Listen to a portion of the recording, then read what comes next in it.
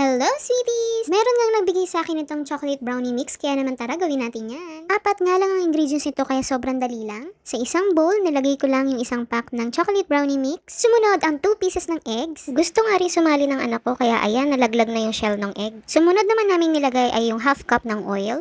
At ayun na nga, i-mix lang yan hanggang sa mawala ang dry ingredients. Remember na huwag i-overmix. Ayan, so pwede na to. So dapat ganito yung kanyang consistency. Maglagay lang ng parchment paper sa pan at pwede nang ilagay ang ating batter. Kapag bibili kayo ng mga ready mix na ganito, nakasulat sa procedure sa likod yung kanilang required na size ng pan. Kung wala naman kayong kaparehas na pan, okay lang as long as fit yung ating batter doon sa size ng pan na gagamitin natin. Kasi hindi pwede yung konti lang yung batter na magagawa natin tapos sobrang laki ng pan na gagamitin ninyo. At hindi rin naman pwede na marami yung batter na nagawa mo tapos sobrang liit ng pan na gagamitin mo. Aapaw yun. Dapat balance lang talaga, okay?